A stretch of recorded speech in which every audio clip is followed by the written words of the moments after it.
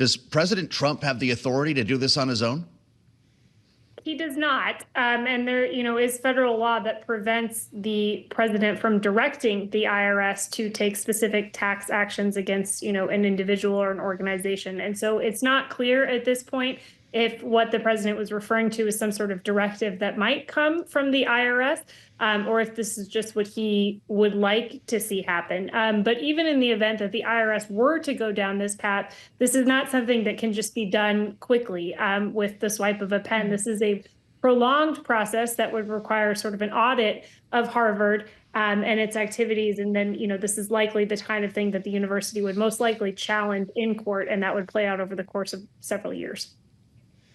So understanding that there are several things that would likely need to happen here before this actually would come to fruition, if it indeed if the administration is able to prove justification for this, Brooke, what would the consequence be for Harvard and its finances? It would be very serious. I mean, Harvard is the oldest and the richest university in the U.S. And so compared to other colleges, it has a lot more financial firepower, but it benefits greatly from that tax-exempt status. It helps Harvard avoid paying property taxes. It has significant real estate, not just in Cambridge, where it's based, but also in Boston. And it also allows the university to issue bonds without paying interest on those. And those are material benefits for the university. And it would also, if the IRS were to go down this path, that would have serious ramifications for the Massachusetts economy writ large, which is highly dependent on institutions like Harvard and the top tier medical schools and other research institutions that are already feeling the pressure of the Trump administration's funding cuts, specifically as it relates to NIH. Senator Elizabeth Warren spoke to Bloomberg News about this last month, called it flatly illegal for the president to direct the IRS to investigate or change the status for a taxpayer. So this goes to court?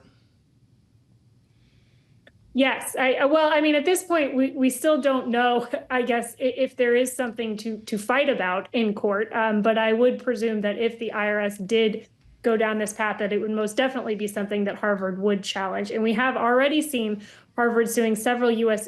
agencies and government officials over that decision to freeze billions of dollars in funding that was supporting research on things like ALS and tuberculosis. And other projects spread out across its various schools. And so, this is an escalating feud between Harvard and the Trump administration that really was kicked off by demands by the Trump administration to assert more control over the way in which Harvard really runs itself. And the university pushed back against that and said that that went far beyond the stated purpose of really trying to curb anti-Semitism on campus and represented a threat to its independence. And so you have seen a number of Democratic leaders, Elizabeth Warren being one of them, but also Governor Maura Healey in Massachusetts and the state's congressmen as well, many of whom, I will note, went to Harvard or taught there, really rallying around the school's cause as it pushes back on the Trump administration.